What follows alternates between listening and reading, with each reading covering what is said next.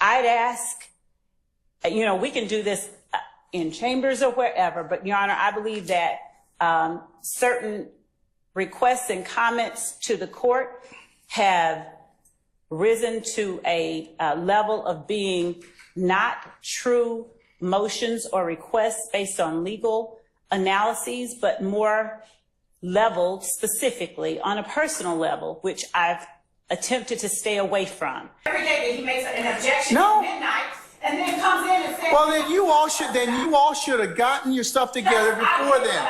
Some of our juries, please. Some of our juries. Have a seat, madam. Have a seat. You better exclude that, and next time, make sure you're prepared. And I also, at this point, am going to admonish and rebuke you, Ms. Love, to pay careful attention to how you ask questions and to what you put before the jury.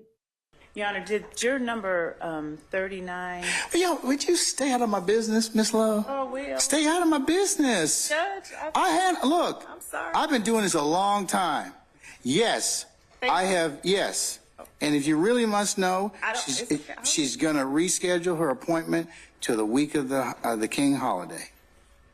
Adrienne Love is a Soperton native trying to be the next district attorney of the Dublin Judicial Circuit. I have worked as an assistant public defender. I have worked as an associate juvenile court judge. And for the last 15 years, I have been serving Georgia families as an assistant district attorney and now chief senior assistant district attorney. And that's particularly relevant in this particular race because unfortunately we're seeing here in our circuit a growing gang problem. And I have been specially trained to handle those kinds of cases. Those take a special kind of prosecution and a special kind of willingness to actually work hard and talk and work with your victims and your witnesses to successfully bring them to trial. Because as our next district attorney, I intend to implement a school justice program to help get at-risk kids who are on track to going to jail out of the criminal justice system and work with our schools, our churches. Shut the fuck up! All right, a couple of matters. First of all, Ms. Love, that needs to be the absolute last time that you don't have enough witnesses to carry us at least until 5. And if it happens again and there is something less than an earthquake, an 8-car pileup, somebody died, 3 people died, and so none of the witnesses were available, I may just say you can't have that witness because at this point in this incredibly long trial, to have to end at 4:25 is not a good use of anybody's time. Do you understand? I do. All right. That same But you just stop it. Stop it. Prior statements are not just played to the jury. So, but I've noticed throughout this trial that the state, that is the way, their preferred method of impeaching their own witnesses. So if we're going to proceed on that method, which I don't necessarily agree with, I just think we need to clean up those 2 small areas. One area that has hearsay and one that has inappropriate argument of future dangerousness. How long have you had this particular recording, Mr. Sharp? I've had it for over a year. Why the motion at this point in time then? Your Honor, I'm not articulating this correctly, I don't think. In trial, we have. Well, I'm asking. I'm explaining, Your Honor. I'm asking you because here's the court's concern. You could have filed this as a motion months ago. I wouldn't think that we were going to just. No, that's not the point. If you think something's going to come up. I didn't think it would come up. Well, you filed it now, so you obviously. Because you've identified a course. I've been sitting in trial. Mr. Sharp. Ms. Sharp, because you've identified a course of behavior. So you should have filed it way before the witness is close to getting on the stand. Do you understand that? The witness, well. Let me ask you a question. Let me ask you a question. Do you practice in federal court? No. I don't. But I can tell you, this would not happen. This would not happen. Okay. Your Honor, I don't think that the statements would be played in totality like this in federal court, quite honestly. That may be true, but that does not relieve you of the responsibility to timely file a motion and it's just not wait till the last minute. I'm not waiting to the last minute, Your Honor. I am not anticipating that we're about to discuss a slideshow. Focus. We ain't got to that yet. All right. Focus. I'm focusing on your behavior at this point in time. I'm not saying to you that the information is not any less invalid, but it's the timing that's a problem. It's a problem, and since you I wouldn't think that we would be admitting these things, but since I've seen these things, these statements, these out-of-court statements being admitted, I've taken it upon myself. A couple weeks ago, you said to us, please flag things in advance. I took this that is to not heart. in advance. This is not in advance. This is like we got a jury sitting here. You all didn't get here at 1 o'clock. I told you to be here at 12:30. I've been here. I know that you were here early, and I know why you were here early. Okay. So, but focus. The focus is on why didn't we file this stuff months ago, and let's wind it out and air it out at that point in time. Okay. So, I'm going to ask the state their issue on this. Are you cutting this out? Did you have discussions with Mr. Sharp, madam? We did have discussions. When? Well, this morning. That's too late. The evidence is excluded. The evidence is excluded. I'm going to exclude because I told you that this was going to happen. We reached out to them. No. We're excluding that, Your Honor. and I'm going to exclude the PowerPoint that you all submitted.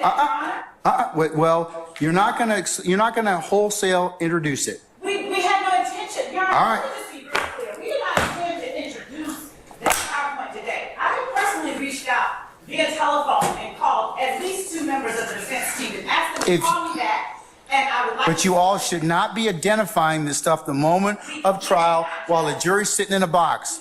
This is the last. I am not going to tolerate this any further. If you don't get together with your colleagues and flag issues and resolve them promptly, and if I have to take them up, remember, I can exclude them, we'll work the weekends, or we'll do a combination of both. So this time, I'm going to exclude those 2 sections. Your Honor, Mr. Atkins, he confronted this witness with those sections. I last week let them know that we were introducing that. If the exhibit's not ready and you haven't made, and you, no, well, Mr. Sharp's got objections to it. But Judge, Mr. Sharp can get in and have our evidence excluded every day that he makes an objection No. at midnight, and then comes in and says. Well, then you all should have gotten your stuff together before then. Some of our juries, please. Some of our juries. Have a seat, madam. Have a seat. You better exclude that, and next time, make sure you're prepared. Judge, Make sure you're prepared next time. I'm not going to do this anymore. I'm just not. We are starting right now. It's 1:20. So we have talked to them. We have said we don't agree. then file a motion and get it before me, and we'll take it up. Both of you all have equally responsibility to do that.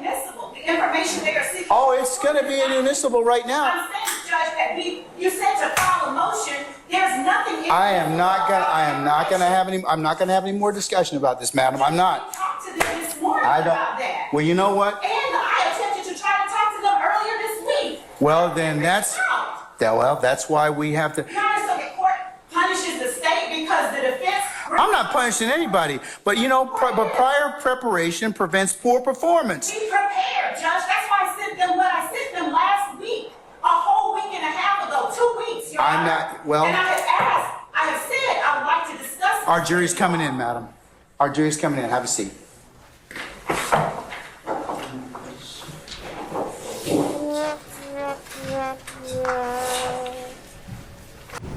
Man down. 11:30. Hip in distress. And I just need about 3 or 4 minutes. I've got to say this because I've been sitting there after our conversations. Let me just preface it by saying, in any of our objections, whatever, you make a ruling. Sometimes we win, sometimes we lose. We move on. That's fine. If after your ruling I've got a case that I want to bring to your attention. I say, Judge, reconsider your ruling based on this case, and you consider it, that's fine. If you don't want to consider it, that's fine too. But what I found objectionable, and I want the court to address with the state, is what happened at the bench earlier. There was an objection to the video. You made a ruling. We moved on. The state came back up and made representations to you. And they weren't representations based upon some new case law that they had found. There were representations, misrepresentations that were made directly to you, all of us standing there right there at the bench. She said something very, very fact specific in an attempt to get you to readdress the issue again. Madam Prosecutor said, I want you to listen to the 17-second video, because what you had based your ruling on was that the parties in the background couldn't be identified, all right? And Madam Prosecutor said to you, and was not accurate, and I'm going to be charitable and say that she was disingenuous. What she said was, these people in the background, the only thing that you hear are people saying, yeah, yeah. That's it. When Mr. Steele corrected her and said that's not true, she said, Mrs. Steele is not accurate. What Mrs. Steele just told you is not true. The only thing you can hear in the background is yeah, yeah. And actually, when she stepped up there, it was in an attempt to act as though she didn't know what your ruling previously was, because their attempt was to go ahead and play the video at that time, despite your previous ruling. My point is this. After you decided to reconsider, you want to hear the video yourself, you had a chance to hear it. You had a chance to hear what we had already heard, what we knew it said, what they knew it said. And there are at least 5 or 6 different things on that video audio that were in contradiction of what Madam Prosecutor said. On God, snitching bitches, I'ma tell a lie on God. That's what I'm talking about. No back and forth with you, bro. Fuck nigga. I'm not just saying that for emphasis. I'm saying that because what she said to you was inaccurate. At some point, Your Honor, I'm asking you to, we've had this conversation about candor with the court over the course of the past number of weeks. 3.3. Yeah, we've had that conversation about it. And when we step up to you and we make a representation, it ought to be candid and it ought to be truthful. And what she said, and look, if she wins the motion, ultimately she wins. But you don't do it by standing there 3 feet from you in your face and lying to the court. And that's what she did. And she knew what she was doing, and it's not right. You heard Mr. Steele. Mr. Steele said, Your Honor, I am willing to surrender my bar card and have her surrender her bar card if what she is saying is true. He wasn't wrong. She wasn't wrong. She was not candid with the court. And at some point, you've got to say to the parties, if I'd done that, I would expect you to say, Mr. Adams, don't do that again. Don't step up to me and lie to try and get me to rule or overrule something I've already ruled on. Don't do it again. You ought to say that to them. We're not playing games in this courtroom. These are these people's lives at stake. And like I said, sometimes you win a motion, sometimes you lose. But you don't get the court to address something or readdress something like that. That's all. Say something to them is all I'm requesting. All right, sir. May I speak? You may. Your Honor, I would not have asked the court to listen to the 17-second video. But what you did tell me, Ms. Love, wasn't the entirety of what was purportedly on States 112 Bravo. It did have other statements on it. It's different if you'd have told me, Judge, there are statements on there. Probably need to listen to them for yourself. Not just yeah.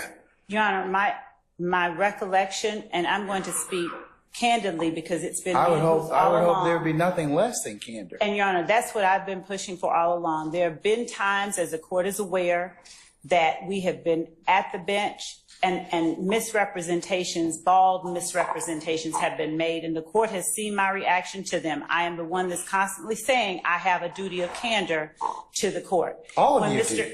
All of you do. We do. And when Mr. Adams just read those series of things that he read, those half of what he said, I didn't catch. The part that I did catch and remember is the part I kept repeating just now. snitching bitches. And I didn't even recall that part was there. But what I did know was that the relevant portion and the relevant speaker was Mr. Williams. And Your Honor, I'd ask, we can do this in chambers or wherever, but Your Honor, I believe that certain requests and comments to the court have risen to a level of being not true motions or requests based on legal analyses, but more leveled specifically on a personal level, which I've attempted to stay away from. Whatever one's reason for doing what they do, if it's to better advocate for their client, that is fine, they're entitled. Well, But you're not entitled to do everything in whatever position you're from, be it the state or be it the defendants, because you have a overall right of candor, responsibility of candor to the court. I agree, Your Honor. There's certain things you just cannot do anyways. Zealous advocacy is one thing, but it should never be confused for misstatements or for anything else that's not less than candid to the court. I think both sides, you all are fighting very diligently and valiantly about your respective sides. And, as I said a couple of days ago, what the public sees is, there's friction between the state, the defense, and the court. That is natural, and it is good for the system because it shows that we are not in collusion with one another. Justice is what it will be, and whatever this jury will decide. But what I am going to just advise everyone to kind of relook is what you tell each other, what you tell me, because there have been times where I have not received, I would consider what is accurate information. Let me just put it that way. Okay. And I know, and I'm not trying to attribute, dishonesty to any party, but I have to rely, all courts have to rely upon counsel for their representation. So if you can't remember what it is, just tell me that. It's just like your duty to, upon asked if there's any adverse position to this particular statute of law, you're required to tell me. I understand there's zealous advocacy, but I would also just remind everybody within the sound of my voice, professionalism really does matter to you all, and it matters to the court, and it matters to those that are watching this particular trial. Yes, there have been some times that these proceedings are acrimonious, or intense, and the court has had to chastise both sides for things that have occurred. I don't have any personal issue. Remember what I told you. I would tell the jury this when I charge them. The court has no interest in this case. My sole responsibility is to see that it is tried fairly as to both sides. So, and I maintain that in terms of I respect everybody in here as advocates, but I do need to have you just relook what you're saying to each other and to the court, because it really does make a difference in terms of our presentation before this jury, and then ultimately the jury is going to make a decision. So look, all of you are very seasoned advocates. Even the newest lawyers in here have crossed that particular bridge at this point in time, given the length of time that we've been in this courtroom. So I can just tell you from everybody's perspective, Ms. Love, and everyone else, Mr. Adams, and all of you in here, that you all have jobs you have to do. The court understands that. But please remember, at the end of the day, this won't be the last case you try with one another, and won't be the last issue that you try. So, but the court understands that you have a job to do. But understand that I have a job to do as well. I'm the referee. I have to determine what comes in and comes out.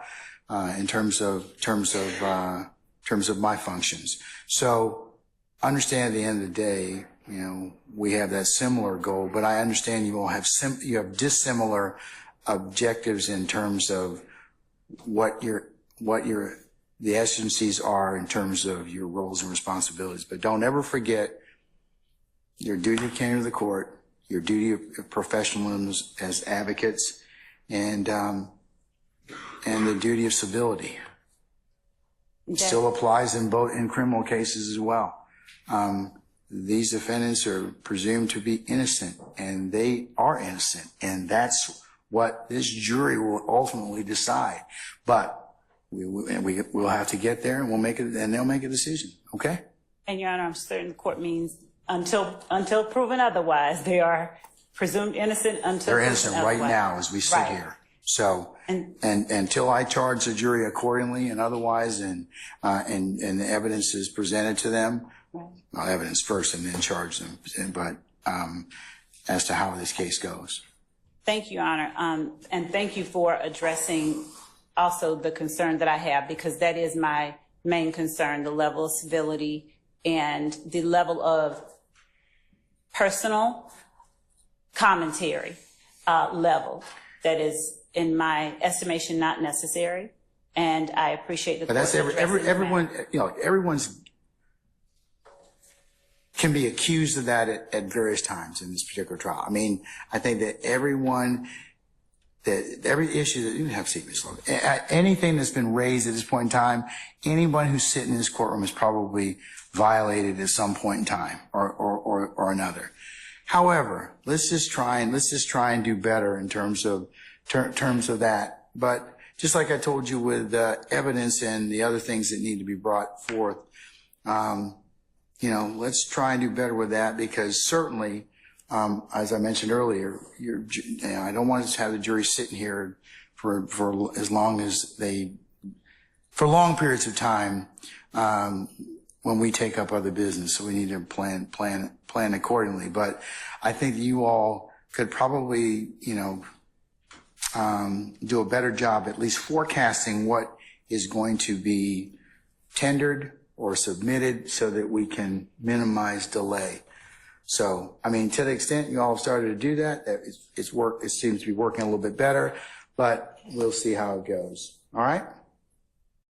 Isn't it true that when I sat down next to you, the first thing that I did was ask you how you were doing? On Friday, Fulton County Deputy District Attorney Adrienne Love's line of questioning. Isn't it true that you told me? Raising questions of its own. Prosecutor has interjected her personal knowledge and of facts of this case and has become an unsworn witness. That's a big problem. On Monday, attorney Brian Steele put those concerns in writing with a motion requesting to disqualify ADA Love and put her on the witness stand. He wrote that her comments, quote, cannot stand unchallenged in front of the jury, and the only way to test the truth of those assertions is to cross-examine her. Bringing a district attorney in as a witness is extraordinarily rare, but there is precedent for this. He needs some milk. I answer questions about what happened, but that was not accurate. And these are issues that now the state has injected themselves. And as Mr. Steele said, we didn't do this. We didn't do any of this. In fact, we were excluded. We knew nothing about it. And it's improper. And the state initiated all of this. And it's not just what happened in the ex parte meeting, but why did it happen? And ultimately, there's only two people, I suspect one, but we'll say two, that really know why this meeting was called. Because it wasn't called by, my understanding, Judge Glanville either. It wasn't called by his staff. It was either called by Ms. Love or Ms. Hilton. And we have the right to cross-examine them or examine them about that. All right, thank you. Response for the state. Yes, Your Honor. Again, Adrienne Love responding for the state. And I want to hear what you have to say.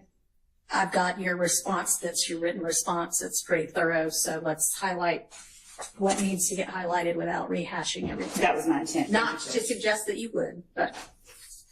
Your Honor, I'd like to point to the court, McGlynn, MCGLYNN versus the state, 342 Georgia App, 170 at 173 through 174.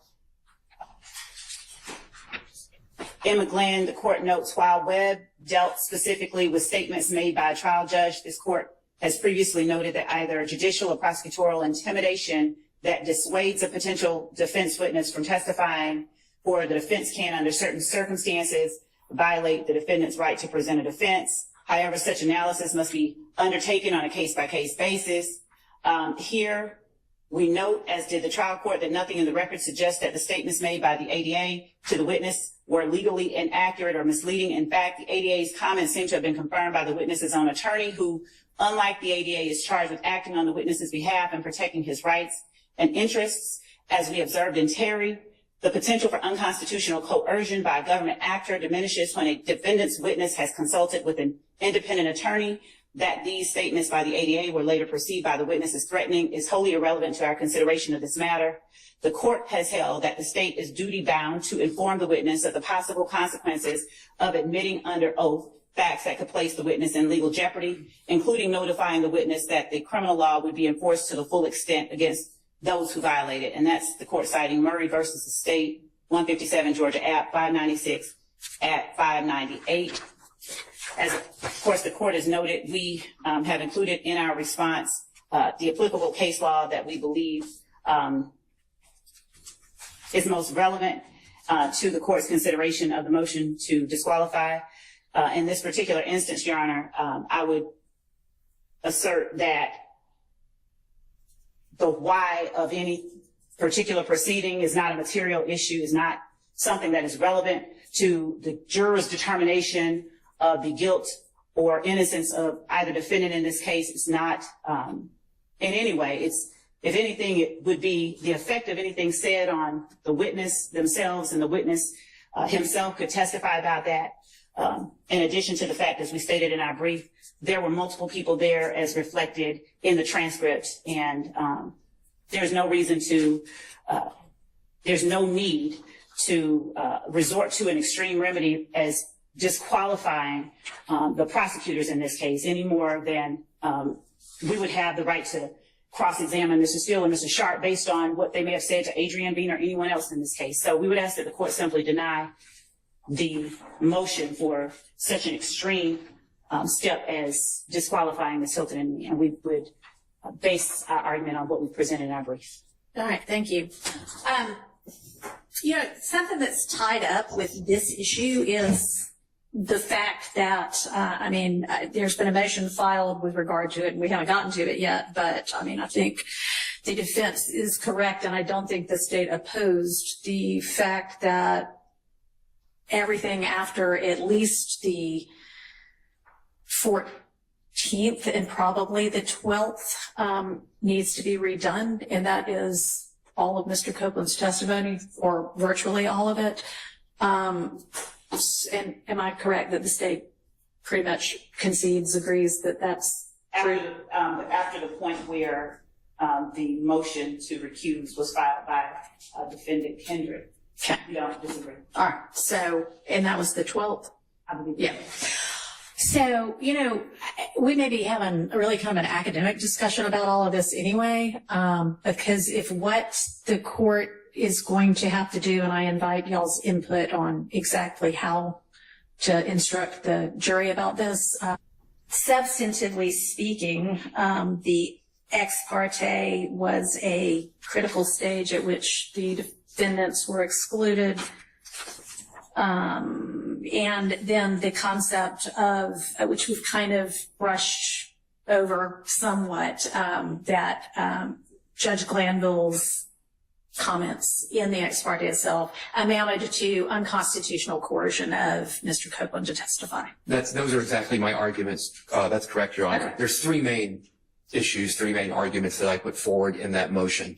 The only thing that I can think of that maybe I did not sufficiently highlight is just the tremendous experience of the prosecutors and skill of the prosecutors in the state as both, in this case, as both attorneys and prosecutors. So I cannot believe that they would not have asked for this ex parte, conducted the ex parte in the fashion that they did it, unless they knew that they would be forcing us into a position to request a mistrial. As Mr. Shart has said, we are winning this case.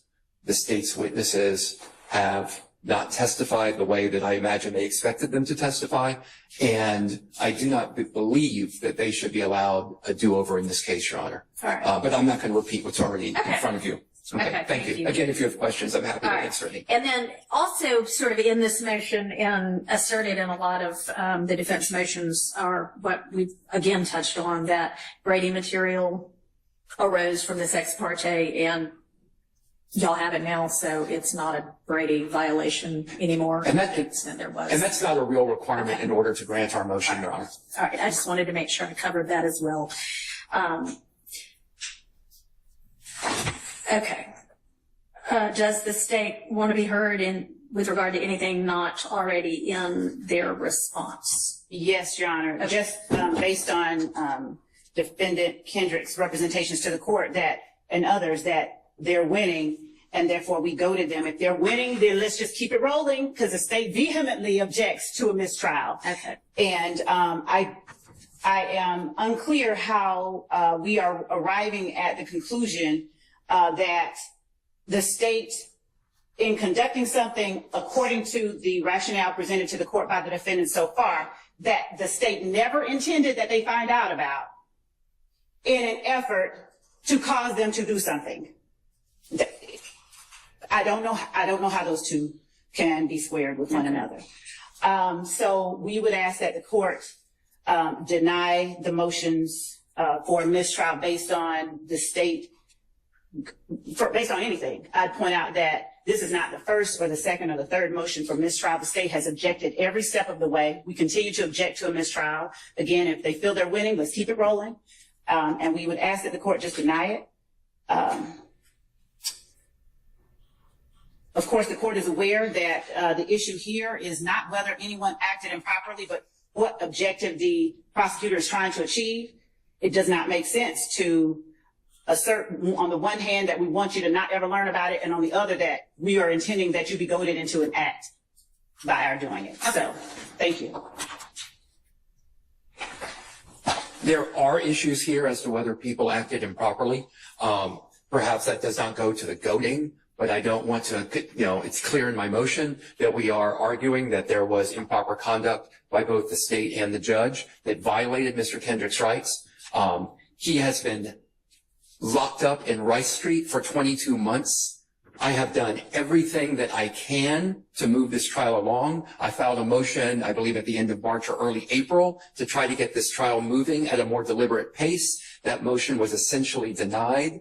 I have no interest in retrying this case, Your Honor, and we are winning, I think, by any measure. So I'm asking for this mistrial, but I'm doing it because I have absolutely no choice but to do that, Your Honor. All right, thank you. And I don't know whether this was, I think this was Mr. Nichols' reply to the state's response. So I don't know if it was with regard just to Mr. Nichols' own motion for mistrial or also Mr. Kendrick's motion for mistrial, but I think it's, the argument is applicable to Mr. Kendrick's as well, so I'm going to address it right now. Mr. Nichols argues that the state says that the defense's characterization is a mischaracterization of what happened in the ex parte, but does not offer their own characterization, and therefore they essentially aren't opposing it. And I should just take as fact everything that the defense said. And I do find that the prosecution did, in fact, oppose the characterization made by the defense and posit their own characterization. In their response, they say, quote, the hearing in chambers was proper, unquote, and then quote case law. So that to me is not the state saying, yeah, your characterization is right. That is them saying, no, we were not trying to get a mistrial here. We didn't do anything improper. So with regard to that issue, I'm not finding with Mr. Nichols. Now, I am going to, in the context of taking under advisement the other motion that we talked about before, take under advisement the concept of whether what occurred in chambers was coercive, and if so, was coercive to the extent that under the cases like, I think, Lynn and Webb, it requires a mistrial. Because I think the concept generally was before Judge Krause, but not in the kind of detail that it is right now. So I do think that that is something that I can take into consideration and will take into consideration, and y'all both briefed it, and so I'll get the ruling to you. As with regard to the propriety of the ex parte itself, you know, we kind of already talked about, I don't think that was the actual basis of Judge Krause's order on the recusal, so I will endeavor to make a substantive ruling on that as well. So that's another one that I'll probably give you my ruling tomorrow.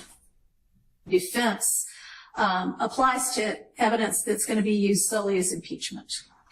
I didn't say solely as impeachment. I said as both impeachment and as substantive evidence. Which implies that the use of it as impeachment evidence triggers the reciprocal discovery obligation. No, unless I wrote it inartfully. What I was saying. You wrote it inartfully. I did then, because what I was saying was that it has to be both. That is the representation that all right. I made. And then when I amended it, I didn't see an amendment. I have a copy. Did you fix that? What I did was. Thank you. Sort of elaborate on it, or yes, I guess you could say it was fixed. So you concede then that if evidence is going to be used solely as impeachment evidence, that there's no triggering of a reciprocal discovery obligation? Yes, that's okay. Yes, I was not saying that. I was saying. Good to know. My apologies to the court for that. In artful wording. Okay. And what I said, CGA 1716 4C1 requires. Okay, then why would y'all be entitled to it? It's just an example of something that we weren't aware of. Okay, but y'all aren't entitled to be aware of every aspect of a defendant's case. You are entitled to something that would have been a recording that then gets used as substantive evidence, but it sounds like that did not. The court is right? correct. Okay, so that one doesn't matter. Okay. Not only, am I rejected, I am never taking Miss Love's proffer. Okay, so she says that I said, I don't talk with Miss Love, by the way, if you didn't know that. So I never said anything to her. But that I said... Is there somebody on the state's case that you are able to talk to? Yeah, Miss Willis. All right. Well, okay. On the second page, and I'm just looking at the amendment to supplement, on page 2, in the center of the page. Right. And I should start above, but I'll get to that if you don't mind. For another example, Defendant Williams, it's me that she's talking about, has asserted verbally that he has a video recorded statement of Kenneth Copeland in which Copeland reportedly asserts we killed Nutt, referring to Donovan Thomas. Well, let me tell you how that happened. I never said that. Miss Hilton sends an email and says, upon interviewing Kenneth Copeland, we found out that he put out a social media recording that he killed Nutt. Or we killed Nutt. It's in writing. Can you please give it to us? We can't find it.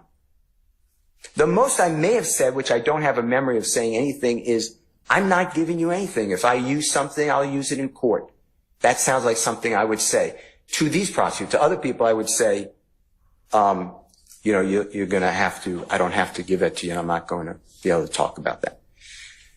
I never said, I verbally asserted that I have anything. But if I do, I'm going to say the same thing that I'd always say. I'm not giving it to them. If you tell me to do it, I'll do whatever. But I'm not going to give them anything because I don't have to. That would be impeachment. Mr. Copeland, before the 12th day of June of 2024, specifically was asked by Ms. Hilton, did you kill Nutt? And he said no. That would be impeachment. The next one, that I did not give over Mr. Copeland's jail calls until recently. Let me tell you the truth. October 2023, I gave jail calls of Mr. Copeland to the state. October 2023. The state doesn't raise this until more recently when Mr. Copeland is a witness. They want me to tell them which jail calls am I going to use to impeach the man. I said I'm not going to do it. Judge Glanville said you don't have to do it. I'm not going to do it unless you tell me to, but I don't understand how I'm doing this. And then to stand here and say I just gave it to him is preposterous. In addition to that, then we go to the first one, Mr. Bean. Mr. Bean testified for days. This case, Your Honor, has taken so long. I don't know how long he was on the witness stand. It would not shock me if he was there for 3-4 days. All he said was, I don't recall. That's what he said. I don't recall. Did you say this? I don't recall. I don't recall. So the state got in his prior statements to Detective Quinn. Well, I impeached him. He gave me a statement on recording. The state then doesn't ask Mr. Bean in front of the jury, doesn't ask him in front when he's here to be cross-examined. They come up with the Judge Glanville ex parte, give him some sort of document that supposedly shows Mr. Bean is scared, which I doubt. This is just me, doubt out of no evidence.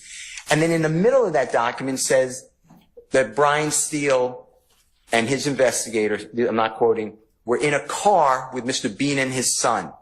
And Brian Steele was telling Mr. Bean what to say. And his son has that on recording. That never happened.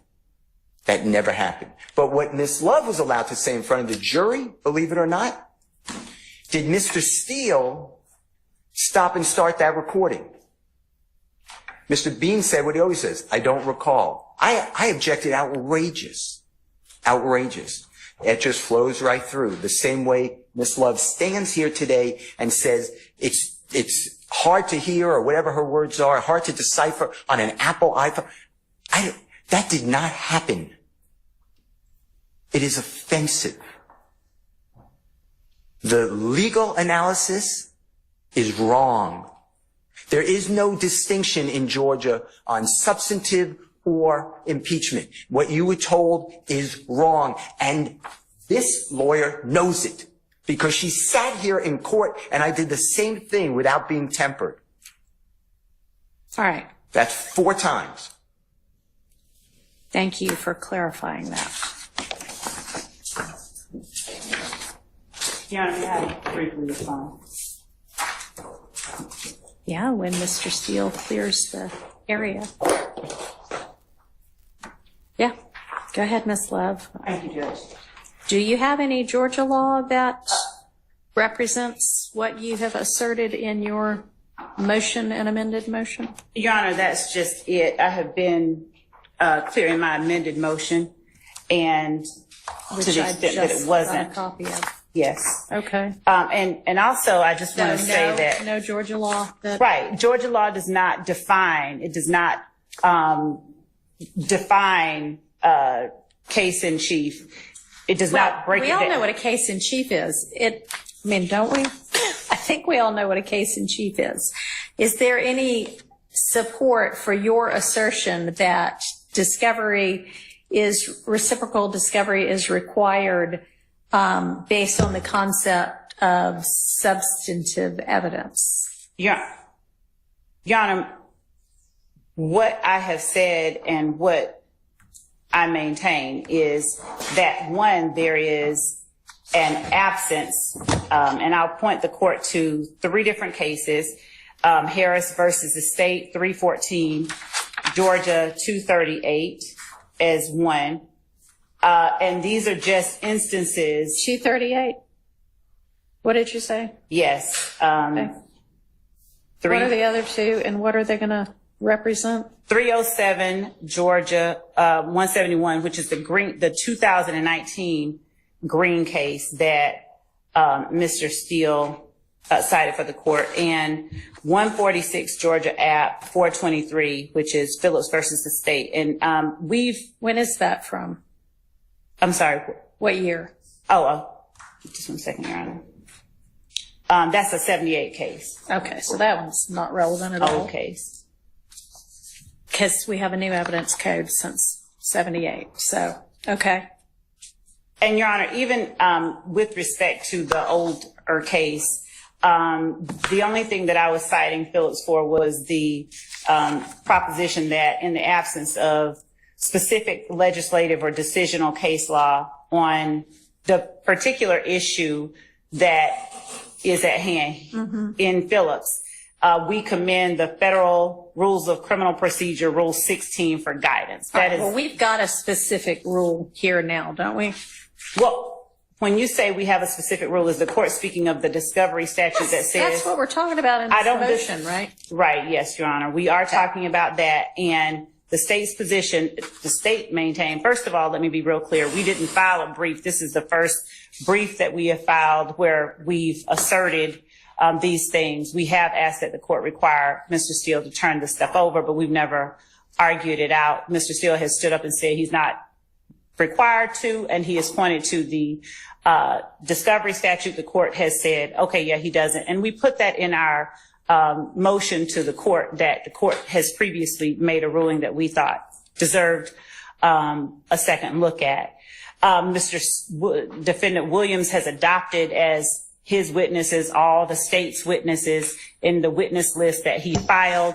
And so, Your Honor, when we assert based on Waddell, and Waddell also speaks about work product, and it makes this distinction between factual history and work product and what the state or is and is not entitled. The state stands on its assertion regarding what the requirements are because of the fact that I understand the court's position that there is no misunderstanding about what case in chief means in Georgia. But as there was this expounding on its meaning in Waddell, I think it's important to recognize that there's not been a similar sort of expounding in Georgia, and we can all presume or take for granted that it just means when the defendant is putting up his particular case. Right. Okay, so do you have any case law in Georgia that supports the position you took in your motion that reciprocal discovery requirements are triggered based on whether you're presenting something as substantive evidence? That's my question to you. Your Honor, the only what we have in support of the motion is cited in the amendment and in the motion itself.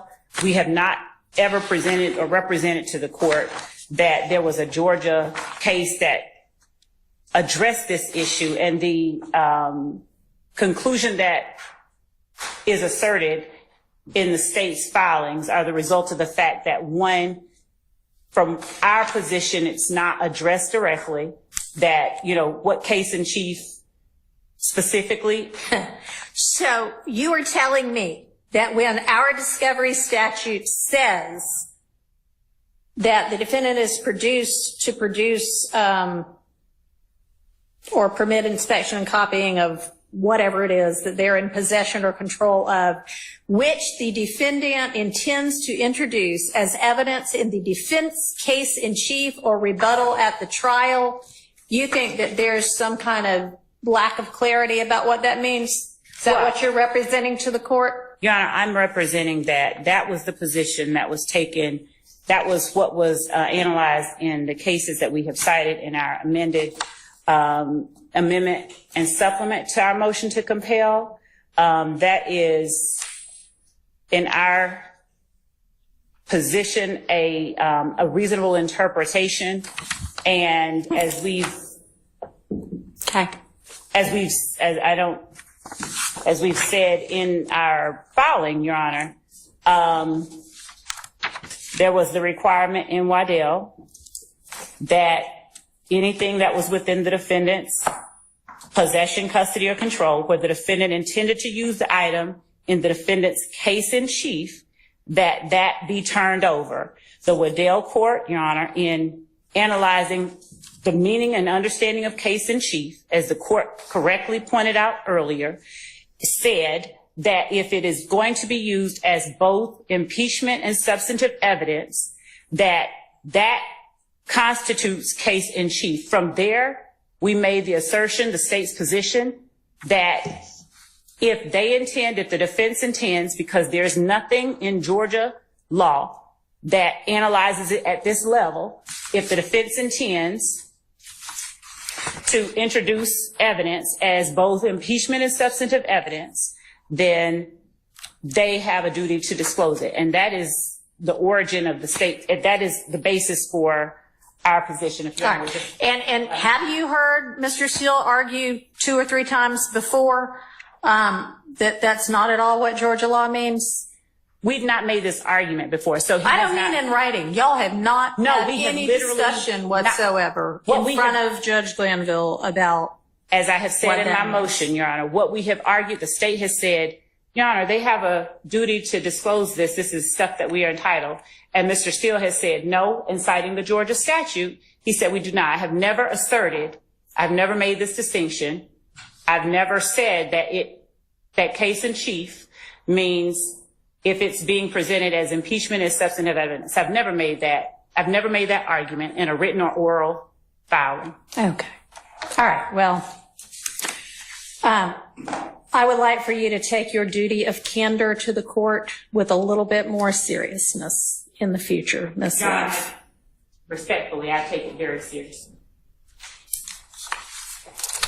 Okay. So, anyway, we'll be abiding by the discovery requirements set forth in our statutes. And Mr. Steele, thank you for the clarification.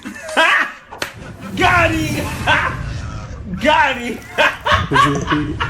Can you rephrase that? Because that's going to be a whole lot of people. Just get to the point that you want to ask. Yes. You already said I was here. Was there a court reporter here in the courtroom? Not this one, but a court reporter. I think so. Were there deputies? I think so. Were there DA investigators? I think, yes. Obviously, you said your lawyer was here? Yes. All right. Was your friend Shannon here? If you're trying to get to the point. Mr. Sledge, I'm not trying to get to anything, and I really do need you to just answer the question. Listen. So if you could please, Your Honor, if the court would instruct the witness to answer the question.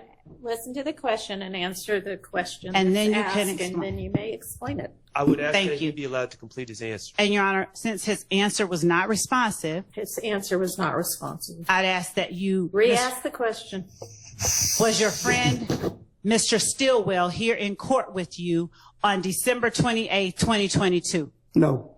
Was your friend, Defendant Williams, here in court with you on December 28, 2022? No. Was your friend, Defendant Kendrick, here in court with you on December 28, 2022?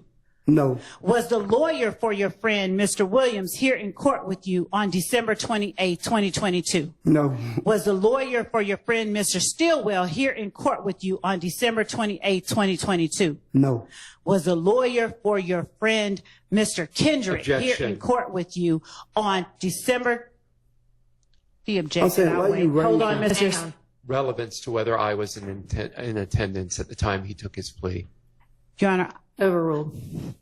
Was the lawyer for your friend, Mr. Kendrick, here in court with you on December 28, 2022? You can answer first, and I will let you explain, but I need you to answer yes or no. But could you stop yelling at me like I'm your child or something? I'm not your child. You are not. You talking aggressive to me. You don't intimidate me. All them guys over here. So if you would have came to me and asked me that, I'd have told you the same thing. What if they was in my face or not in my face? I'm not scared of them or you. I don't want you to be. Well, that's what you acting like it. That's what you acting like you're trying to paint. So do you want me to bring my voice down? And I apologize Don't if it holler at sounds me. like I I'm ain't your yelling. child. Could I take a break? Y'all in the car. No, we've had so many breaks this Yeah, morning. We 'cause really need to get through this. All right. So, Mr. Sledge,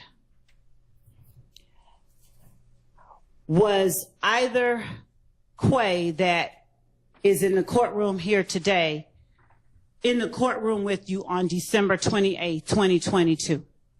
No. Was Lil Rod in the courtroom with you on December 28, 2022? Get to your point. No. That is my point. Your point is Okay. pointless. Was the lawyer for Mr. Huey Quay in court with you on December 28, 2022? No. Was the lawyer for Cormarius Nichols in court with you on December 28, 2022? No. Was the lawyer for Little Rod in court with you on December 28, 2022? I don't know if that's been asked and answered or not. It was not. Okay, well, go ahead if you say it was. Was the lawyer for No. Little Rod No. on cross-examination? Defendant Stillwell's attorney, Mr. Sharp, asked you about Shell, Kel, and Antrevia. Do you remember that? I don't recall. All right. When did you lose recollection of what happened 3 days ago? I don't recall. Are all of your answers to every question I ask from now on going to be, I don't recall? Yes. Why? Because I don't recall. And what caused you to lose your memory? You put so much pressure on my brain, I don't forgot everything. I can't remember all this stuff that's been asked to me for the last 4 days. It's like, it's confusing. So I'm not, like you said, I completed the 9th grade. I'm not that intelligent to be remembering all this stuff that you keep asking me. My brain just everywhere. I might need to go see somebody after this court time. Mr. Sledge, did you have any problem at all understanding the questions asked to you about Brian Steele? I don't recall. Right. Did you lose your memory at any point with Mr. Steele? He wasn't pressuring me like you. He was helping me. He was explaining to me. He was breaking down. But it seemed like. I appreciate what you're saying. I'm going to respond to that. Objection. Mr. The witness should be allowed to answer the question. Were you finished with your answer? No, she cut me off. Go ahead. Go ahead, please. I said, Mr. Steele was explaining to me he wasn't pressuring me, but every time it seems like I'm getting up in with you, I'm giving you my truth, and you still trying to pressure me to say something you want me to say when I'm giving you the truth that I know. Mr. Sledge, do you understand that there's a difference between the way that a prosecutor can ask you questions and the way that a defense attorney can ask you questions? No.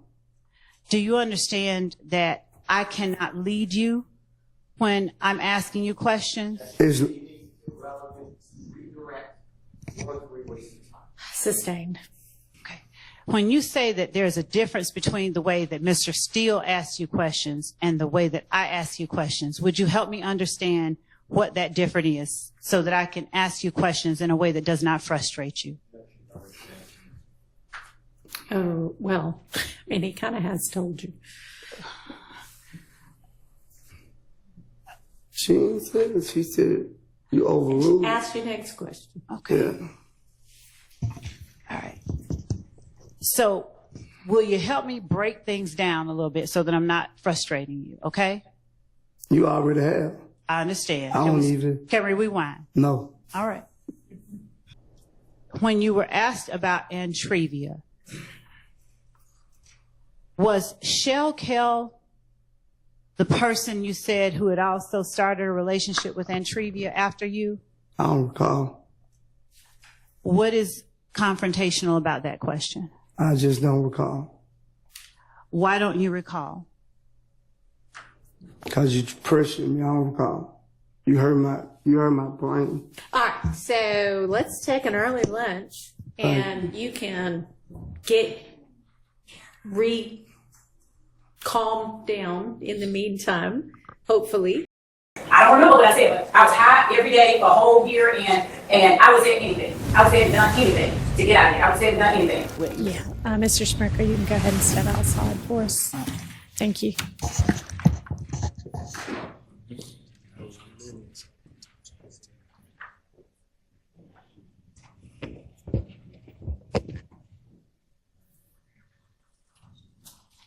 Your Honor, so well, first of all, my motion is a motion for mistrial, based on the actions of the prosecutor. My objection initially to the item was that it contained hearsay. The state represented at the bench that it was not hearsay. There was no hearsay contained in it. we did not address the issue of what the state already knew, which is that there was a phone number attached to it that she was going to try to elicit testimony from this witness about who that phone number belonged to. That in and of itself is speculation, but it's certainly hearsay. The document can't authenticate itself. I believe the site for that proposition is Twiggs versus State. It's 315 Georgia Appeals 191. So this witness can't look at a document and say that it says this phone number is from Justin Cobb's Instagram or social media posting. This is who it belongs to. So that was my objection. I believe the objection was well founded. I believe the state purposely put that up there after misrepresenting as to whether or not it contained any hearsay in it. And based on that, I would move for a mistrial. May I respond? You may. Judge, Can somebody put the document up? I'm listening. Yes. Would you put it up?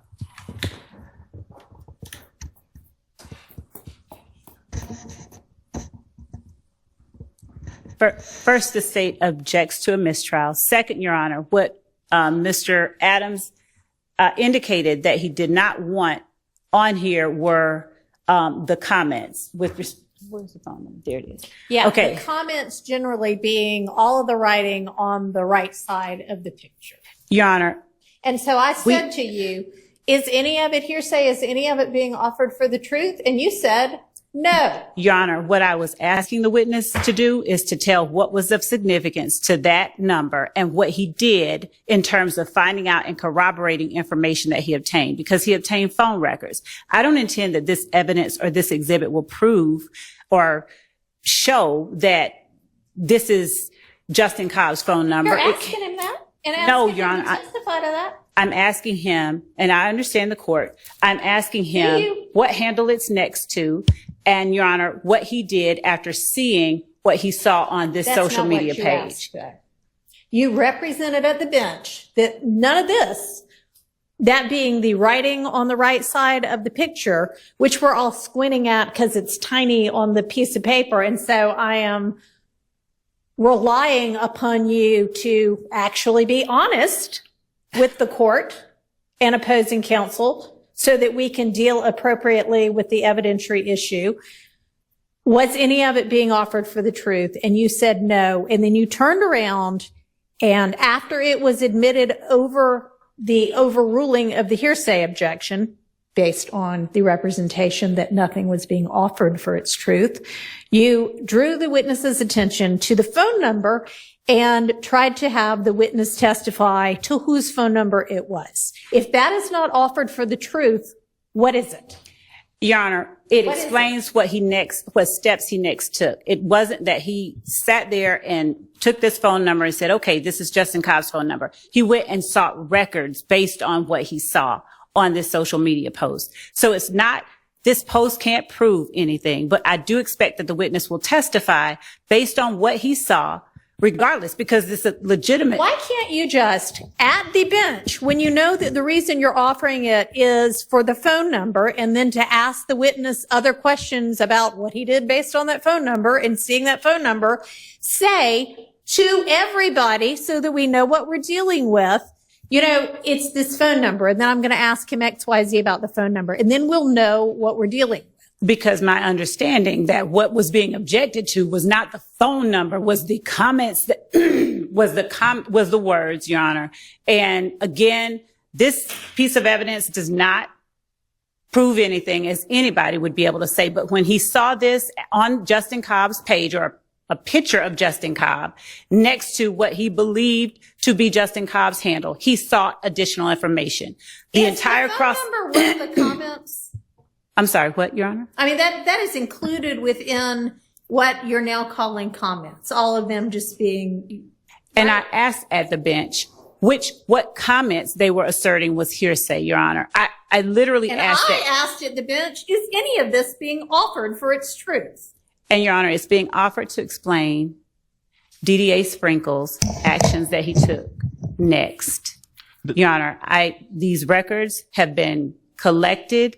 as part of what he did in this investigation. He was asked on cross-examination, did he take particular steps to corroborate what was given to him in certain interviews? That was the preceding question before I asked him about this particular post.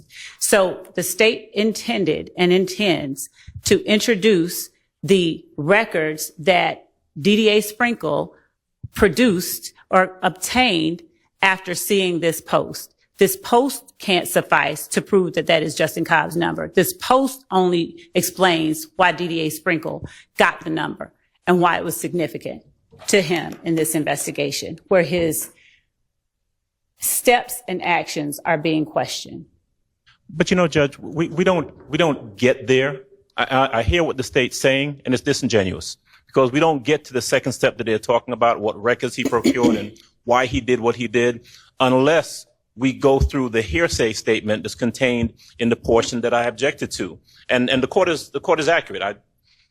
I was there and I asked for everything that was on the right side, all of the verbiage to be, I said that was hearsay. The state said it was not. It clearly is, because to ask him that specific question, I mean, listen, none of us are obtuse. It is what it is. I think that the state was disingenuous about it. The state's being very slippery in regards to their response to the court's questions. I think it's willful, and I think a mistrial is appropriate. And I'm asking. I can't figure out what it is. If it's disingenuous, if it is that, I don't want to malign the prosecutor standing in front of me right now, so I'm not going to say the possible things that it could be, but it is baffling to me that somebody with the number of years of experience that you have, time after time after time, continues to seemingly purposefully hide the ball to the extent you possibly can for as long as you possibly can. And I really don't want to believe that it is purposeful, but honestly, after a certain number of times, you start to wonder how it could be anything but that, unless it is just that you are so unorganized that you are throwing this case together as you try it. And I am sorry to say that, but this case is being made much more difficult for everybody because of the haphazard way in which it is being presented. Ladies and gentlemen, this is one of our breaks. I'm going to need to probably ask you to retire to your headquarters to your deliberation room, and we'll call you back in just a minute, okay, when we finish up our business, all right? Remember the court's admonitions, ladies and gentlemen.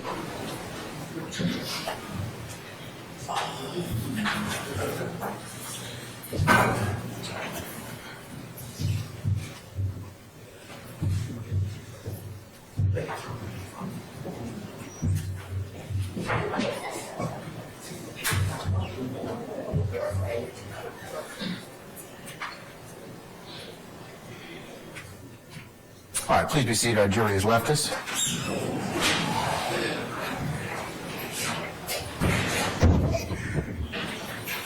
All right, Mr. Steele, what's your motion, sir?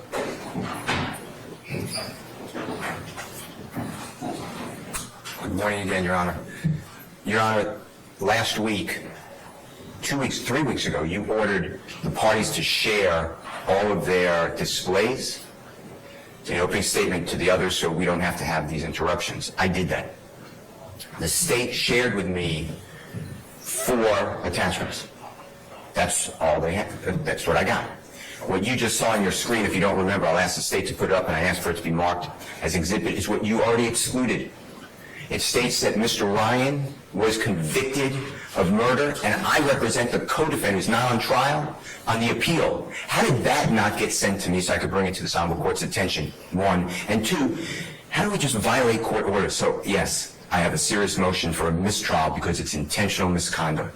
That's my motion. All right. And I'd like the screenshot to be captured for Mr. Weaver to put in the record. I'll admit it is next court exhibit in order of the state's presentation anyway, so.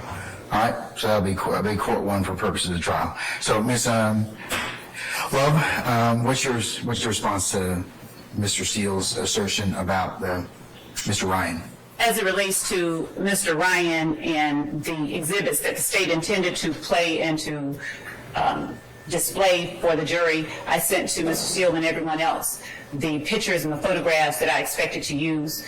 As it relates to the slide to which Mr. Steele is now referring regarding his representation on appeal, I'm not certain if the objection goes to the fact that there was the conviction, because that's part of the indictment and that's part of the evidence that the state expects will show, or if it's as to his objection about the fact that he represents Mr. Ryan or Mr. Blaylock on appeal. Don't represent Mr. Ryan.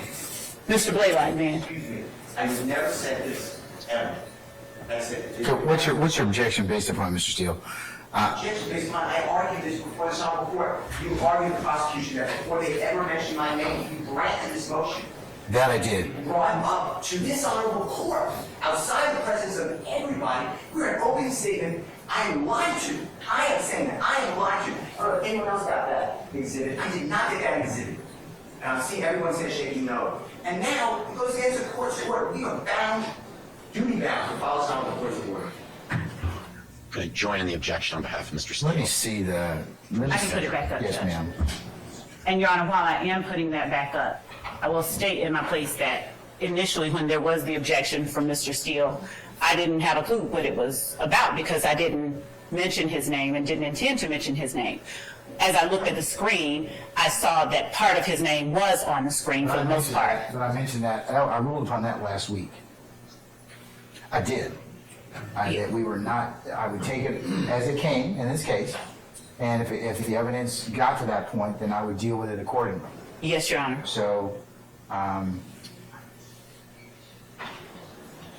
Your Honor, as to Mr. Steele's motion, as I'm pulling this up, the state would vehemently object to a mistrial and ask for a curative instruction and a reminder to the court, to the jury, that nothing that the lawyers say is evidence in this case.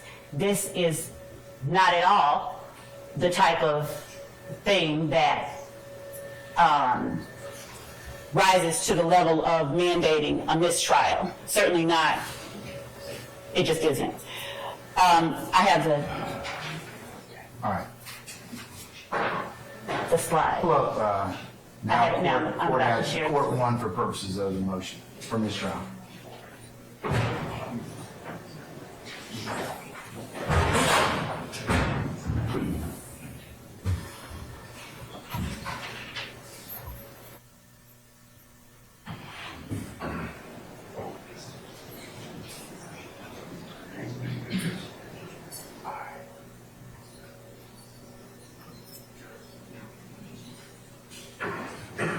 All right.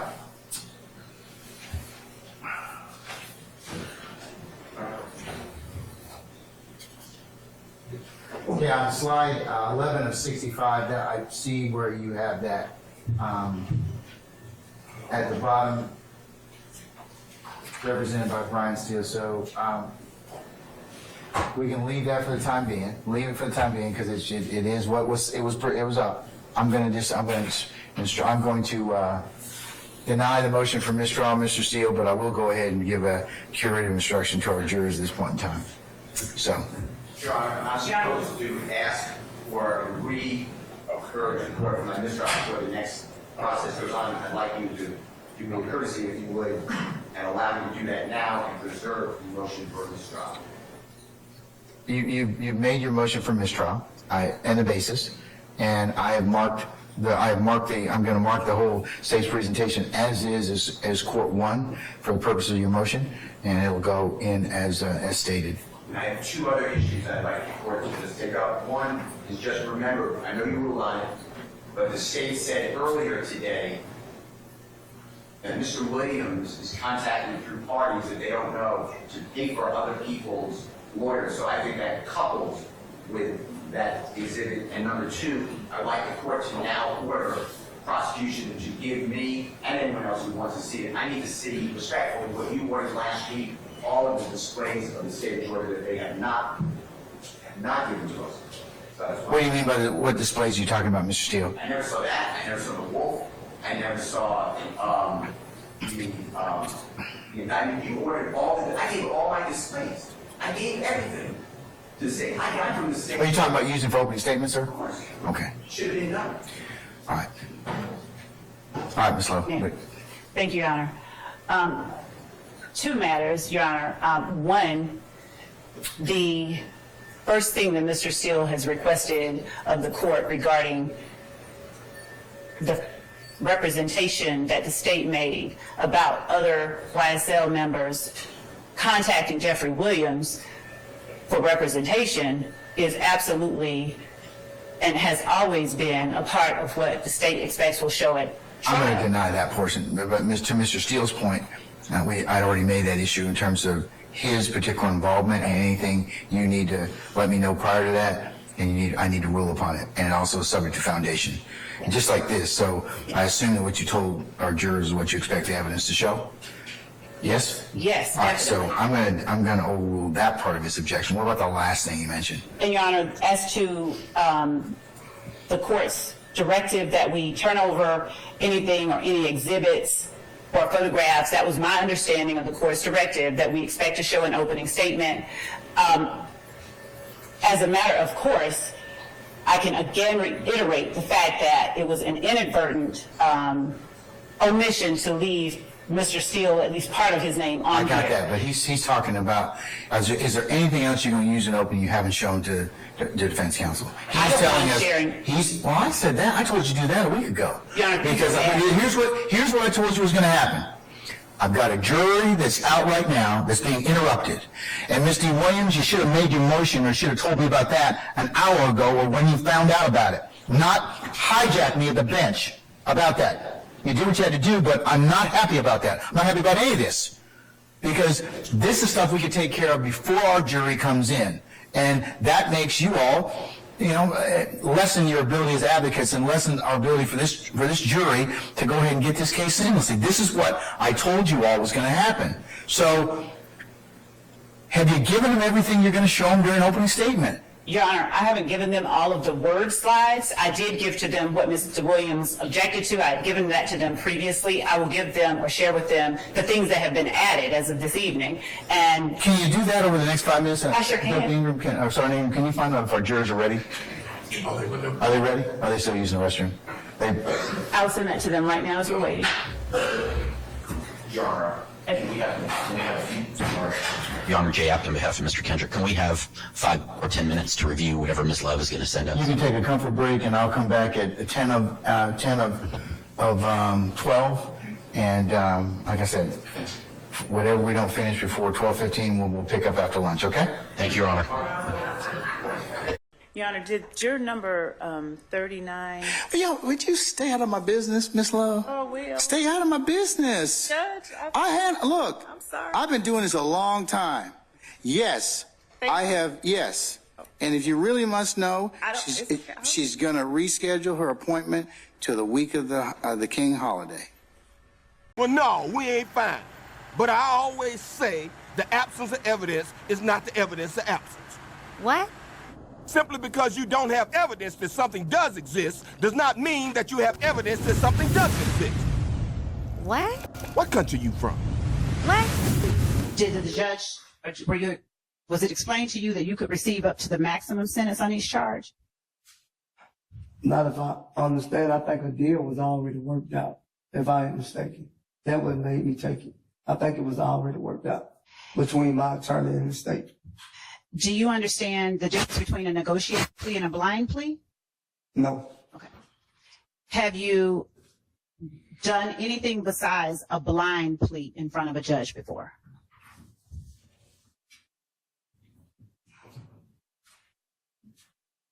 Yes, I think I have, yes. And when you pled guilty on December 28, 2022, was that a blind plea or something else? I think it was just a plea. It wasn't a blind plea, though, if I'm not mistaken. For a regular plea, what do you understand to be the terms? In other words, do you know your sentence before you plead guilty with a regular plea? I don't know, because before the blind plea, I knew my plea. Why did you then distinguish for the jury that it was a blind plea? It was, but I already knew the sentence. My lawyer had already aware to me that they was offering the same thing. They was offering the co-defendants what they had pleaded guilty before me. Okay. So when I pleaded guilty, my lawyer aware me that they was offering the same plea deal that they gave them. But in my plea deal, I told my attorney tonight, I didn't want the probation. I just take the straight prison sentence. Okay. Yes, sir. All right, outside the presence of the jury? Okay. Yes? Yes. Okay. I'm going to excuse y'all to the jury room.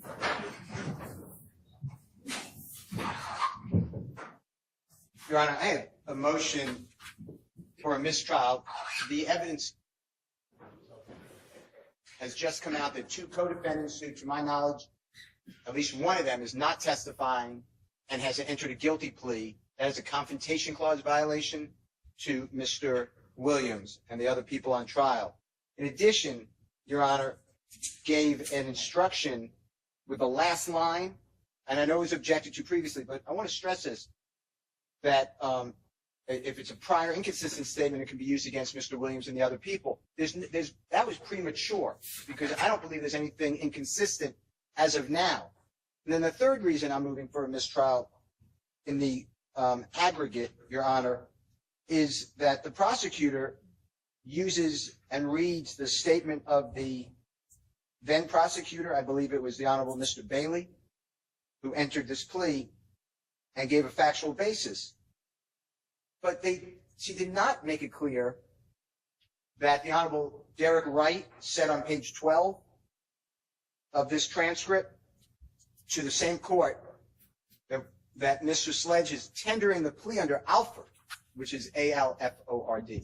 Yeah, I'm seeing the same thing. And honestly, I thought that we were going to be dealing with the guilty plea that he took in this case. And yeah, that's problematic that this 2015 case is an Alford plea. And so I don't think that any of what I said with regard to admissions is actually true, even against this. I mean, he's saying he pled under Alford, and I don't know why the disposition sheet doesn't say that, but it is very clear that this is an Alford plea in this 2015 case. So Mr. Wright wants to share something. Yes, sir. Waiting for the appropriate time that I was going to point out that it was in fact an Alford plea. So I thought her cross-examination was not appropriate. Well, y'all, I mean, maybe that, yeah. It was something other than Alford. So maybe don't wait so long next time. But, I mean, I'm definitely going to, Ms. Love, do you want to be heard? Yes, please. Go ahead. One, we'd ask that the court deny the motion for mistrial. Number two, we would ask, as it relates to the assertion that no inconsistent statement was made, in the factual acknowledgments. Okay, no, see, that's the deal with an Alford plea, is you are not acknowledging that the facts are true like you would in a regular guilty plea. You're saying, I think that the state has enough evidence that a jury could be convinced beyond a reasonable doubt that these facts are true. But you're not acknowledging on your own, yes, these are true. Your Honor, when I spoke of the factual acknowledgments, I meant 444Y. Well, that's what I thought you meant. Within 444Y, we referenced this particular All right, let's section. Maybe if you can point me specifically, let me pull that one up. Page. Which number? Go ahead. Number 3 on page 3 of 7 under defendants factual. I'm sorry, not number 3. Number 4 on defendants factual acknowledgments on or about April 28, 2015, as reflected in Fulton County Indictment 15 SC 138994, defendant and fellow YSL associates Demekion Garlington and Quindarius Zachary committed a drive-by shooting using the firearm defendant wielded in the video referenced in Part 3 of this section, targeting family members of a rival gang. Number 5, defendant and his fellow YSL associates committed the drive-by shooting referenced in Sections 3 and 4 above on behalf of YSL and to increase the notoriety, reputation, and fear of YSL. Okay, and so those factual assertions, what I read as the limiting instruction would be true for. But the factual basis that you just read out from the 2015 one, that's a whole lot more than what's in numbers 4 and 5. Your Honor, in number 6, defendant admitted committing and was convicted of aggravated assault and participation in criminal street gang activity, among other charges, for his participation in the drive-by shooting referenced in Section 3, 4, and 5 above. Okay. And so if I'll, of course, comply with whatever appropriate instruction that the court deems necessary to give as it relates to the conviction of this witness for 15 SC 138994, but given the factual acknowledgments that were made as it relates to 22 SC 183572, and the fact that this witness did not assert, even though the plea was given in his best interest, he was allowed an opportunity to say what he said here, and he did not say it. No. When a defendant has an attorney who is saying, we are pleading this because we believe it to be in his best interest, the defendant does not then independently need to say, yeah, by the way, Judge, here's what Alfred means. So no. Are you going to tender for admission any part of 444Y?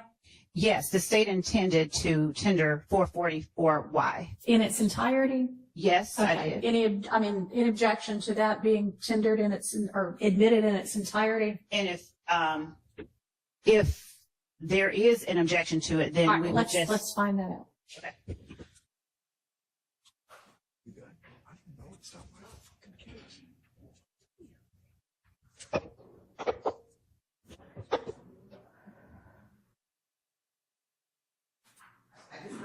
Yes, I objected at this point to the entirety of the document unless the state can give reasons for which parts of the document are admissible at this time. And if they're not tendering yet, I understand that. But I can't get around how we got here. I'm trying to follow this factual basis, and I realize I asked Ms. Renard, R-E-N-A-R-D, for this, and we're in a different case. Yeah, we are.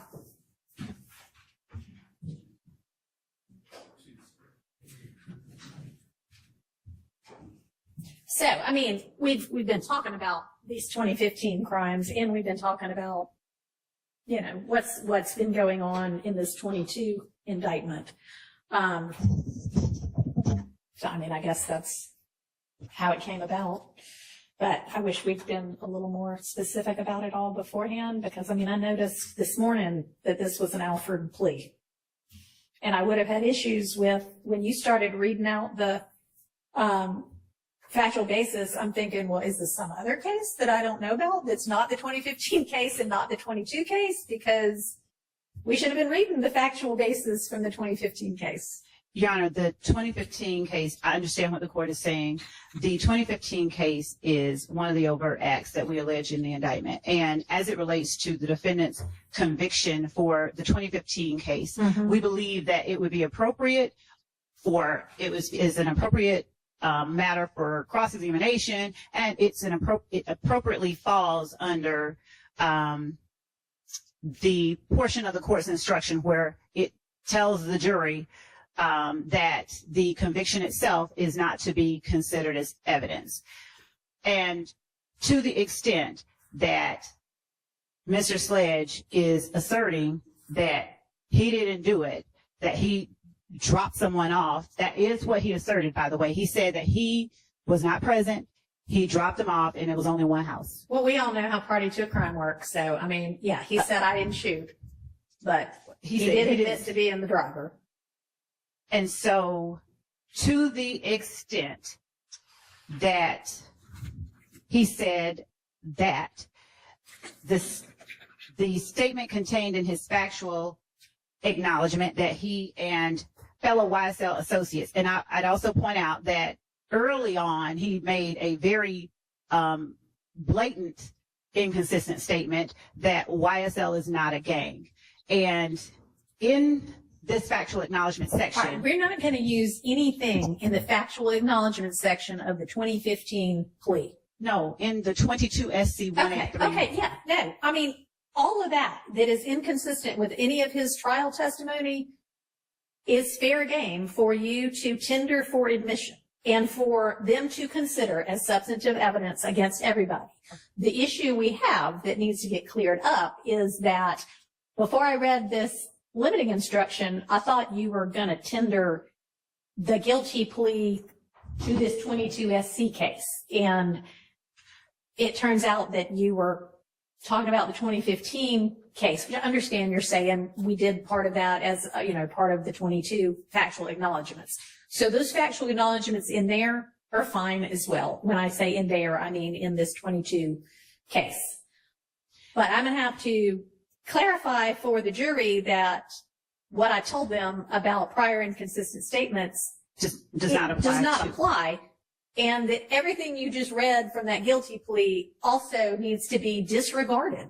So, Your Honor, as it relates to the court's instruction to the jury regarding the inconsistent statement not applying, we would only ask that the court specify that the court is speaking as to the factual basis that I asked the witness about in 15 SC 138994, particularly where he has testified and he pled in his best interest. Okay. And you haven't tendered yet the 444Y. And so at the point in time when you tender that, then I'll say, okay, for this one, this is true. I see what, yes. Okay. Yes. All right. If anybody wants to suggest specific language, I'm willing to listen. Otherwise, I'm just going to kind of give it my best shot. And Your Honor, may I say one more thing? Yeah.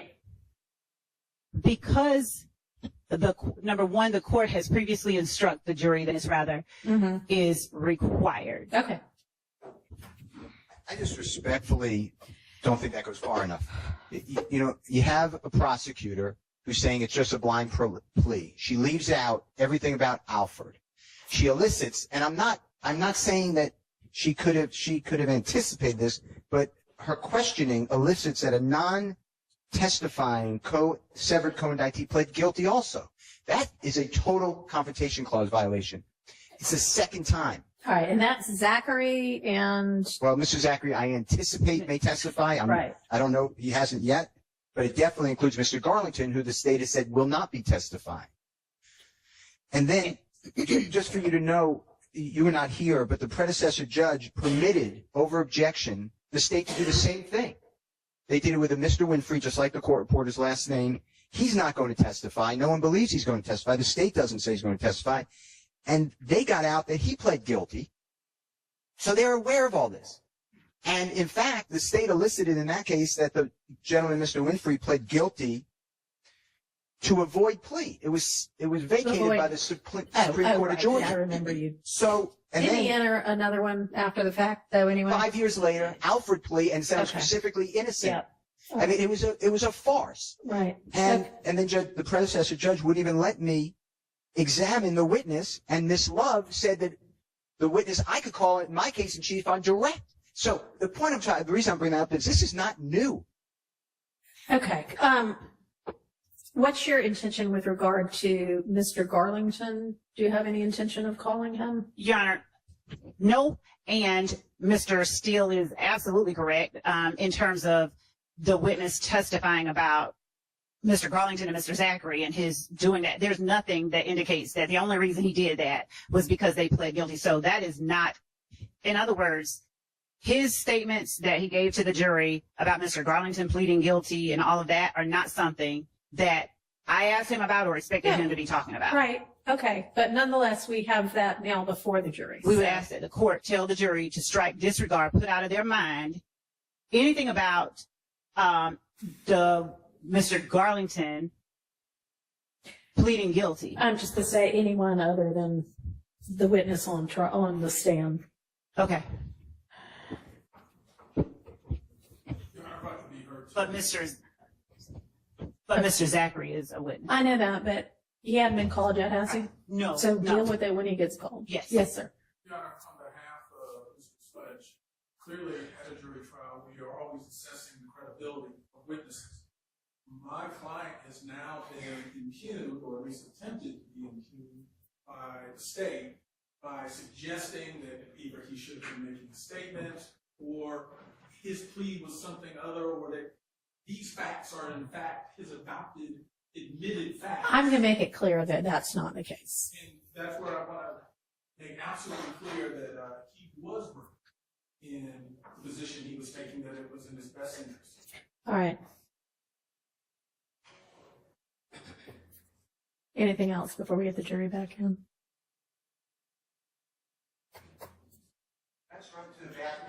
Go ahead. Judge, I fully adopt on behalf of Mr. Nichols, and I know I don't need to under the rule we're operating under, the motion for mistrial. I understand your ruling. I understand you're going to give an instruction, but I ask that as part of that instruction for an admonishment under 17-875, and I think that admonishment is mandatory, where counsel makes statements of prejudicial matters which are not in evidence. And I believe that this applies to this particular instance under these particular circumstances. So I'd ask the court to admonish counsel. Yes, in front of the jury, obviously, as part of the instruction. All right.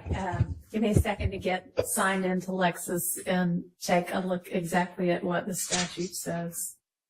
He admits and acknowledges that he, Demekion Garlington, and Quindarius Zachary committed a drive-by shooting at this residence, and that they committed the drive-by shooting on behalf of YSL and to increase the notoriety, reputation, and fear of YSL, and that he admitted and was convicted of aggravated assault, participation in criminal street gang activity, and among other charges for his participation in the drive-by shooting referenced in sections 3, 4, and 5. And given that this evidence will be properly before the jury, our position is that these statements, the questions that I asked, which contains the factual basis, the assertion about the factual basis in the 15 SC case, would not be a prejudicial matter. Though the factual basis is not in evidence, the fact of the shooting is not a prejudicial matter, which mandates a rebuke. Okay. Well, the fact that a co-defendant who may not ultimately testify and who you do not believe will testify has pled guilty. I don't disagree that that should go, but that was not something that I. No, I know. I don't think that you intended to elicit that, but yes, I'm going to give a rebuke. Ms. Love, I mean, that's just what it is sometimes to be the prosecutor in a case.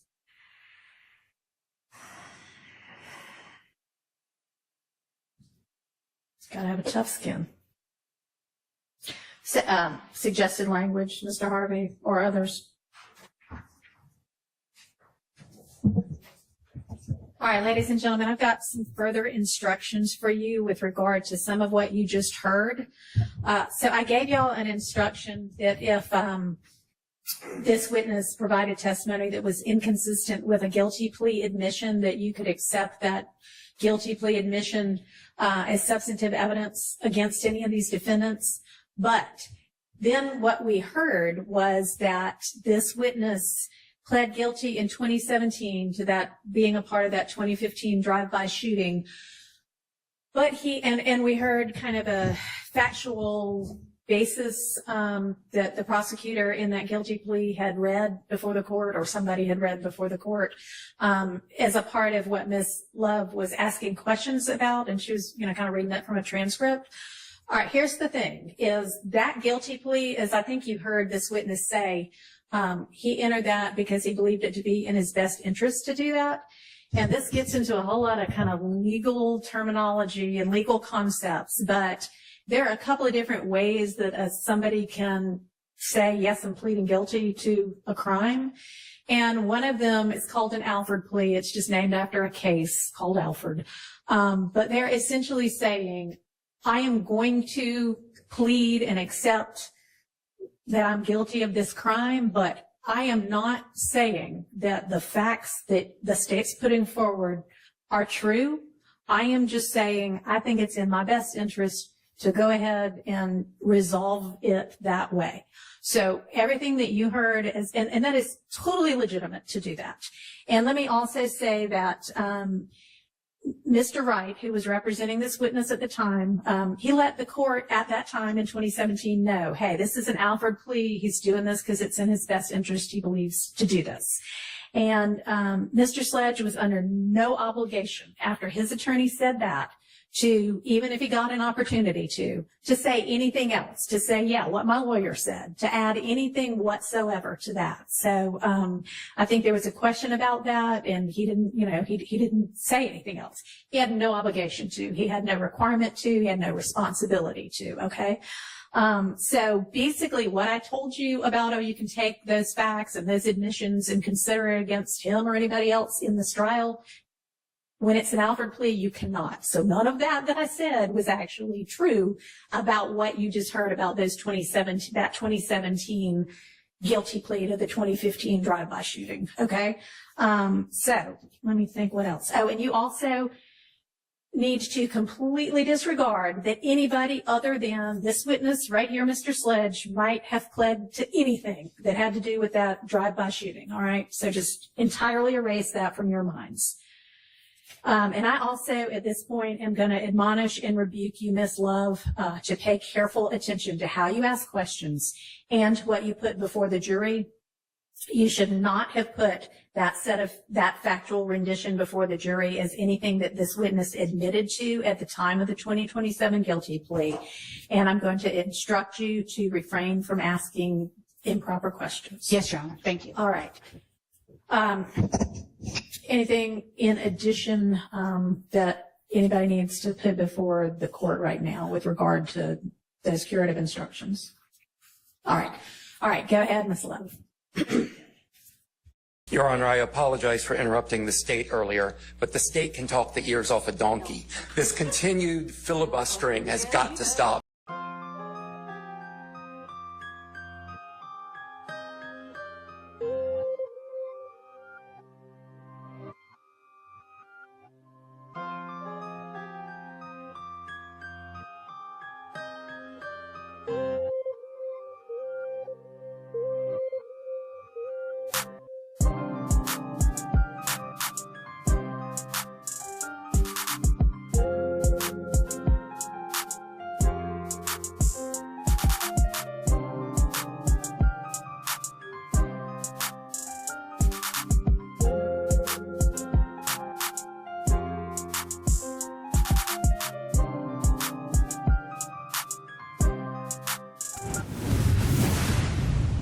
Middle Georgia families want to feel safe.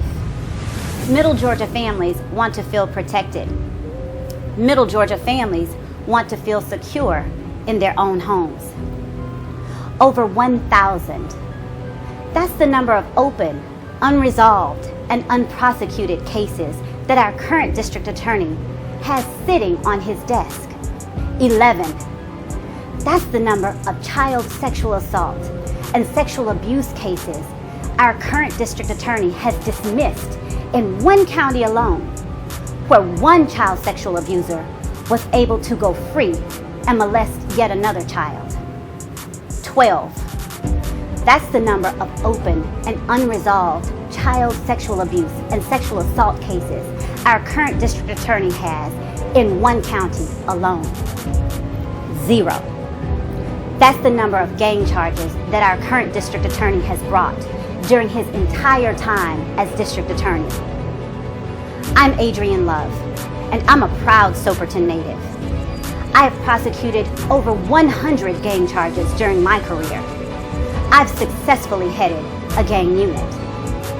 I have won the last murder cases that I've tried. I've won the last child sexual abuse cases that I've tried. Our current district attorney cannot say the same thing. It is time to start protecting Middle Georgia families by electing me, Adrienne Love, as our next district attorney.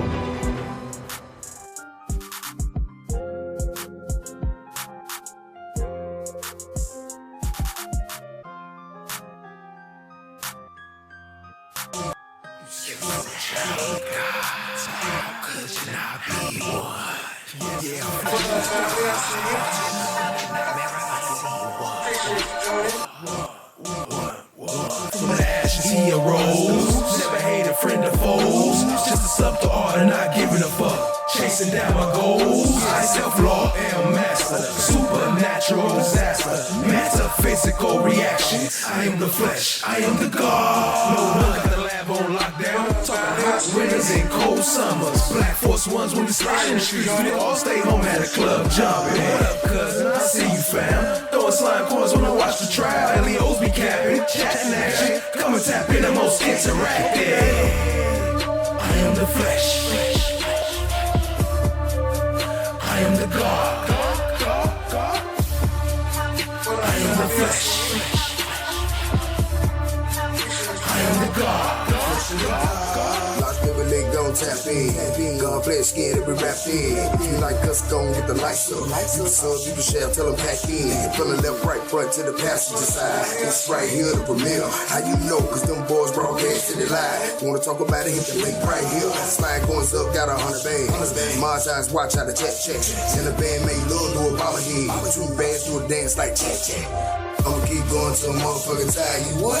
I'm motherfucking tired. Slide real side, could we rain down game? Like, what you mean? Just watch the rise. Watch the rise. Watch the rise. I am the flesh. I am the God. I am the flesh. I am the God. Flesh of the Godz. I see one. I see one. I see one. I see one. I see one. I am the flesh. I am the God. I am the flesh. I am the God.